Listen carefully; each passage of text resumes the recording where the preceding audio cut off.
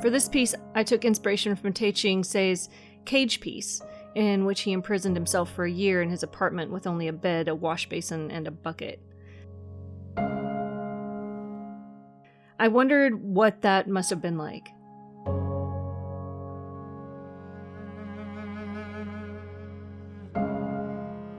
As a bit of a busybody, I'm always doing something, often more than one thing at a time.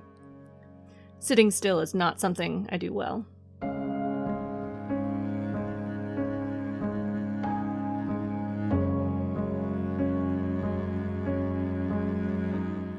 I approached this project knowing that it would be anxiety-inducing, but hoping that I would reach a sense of calm at some point.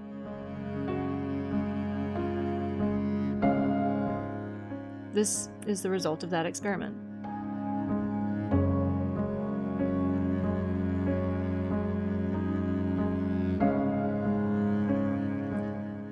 In a regular 8-hour workday, people can accomplish a lot.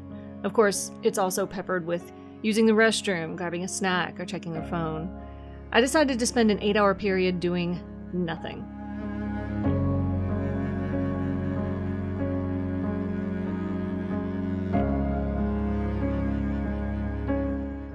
I set forth the rule that I must stay awake in bed and not interact with anything until the time was up. I did not succeed in following these rules.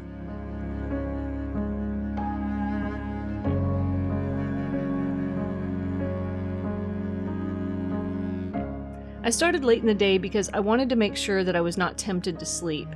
I managed to stay awake for a while. I listened to the birds outside my window and the traffic from the street. The task of doing nothing overwhelmed me, and my body eventually shut down.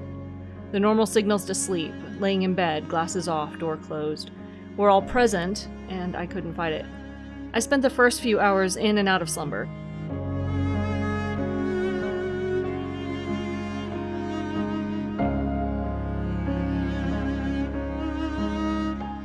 Eventually, the urge to use the restroom woke me, and for the second time, I broke a rule by getting out of bed to relieve myself. After this, I was wide awake and my body couldn't sleep anymore.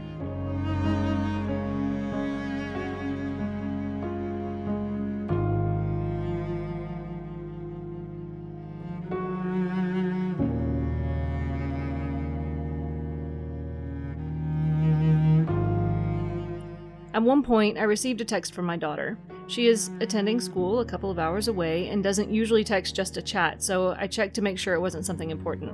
I only broke the interaction rule one more time.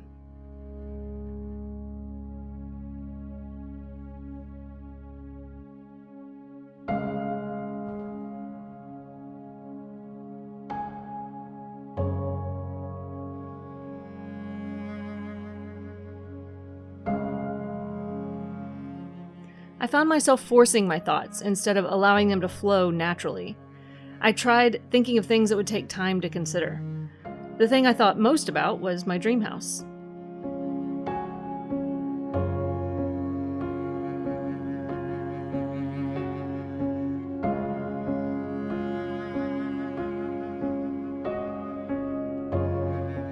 I imagined the floor plan and the interior greenhouse that I've always wanted. I spent quite a bit of time working out the details.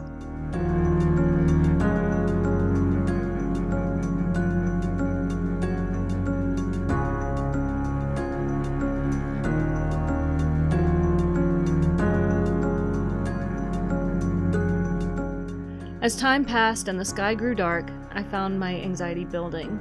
I knew it was getting close to being over. I had so much that I wanted to do, and this whole experiment felt wasteful and indulgent. I couldn't wait for it to be over. I came very close to quitting and calling it a failure.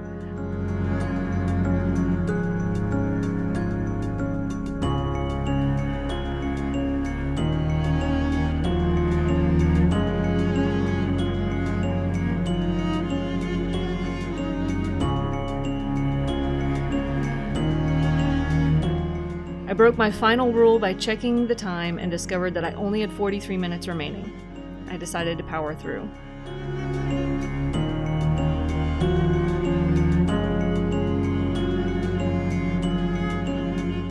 The final stretch actually went by faster than I expected. When the alarm signaled the end of my 8 hours, I was surprised. It seems that only in these final moments did I surrender myself to it and let go of control.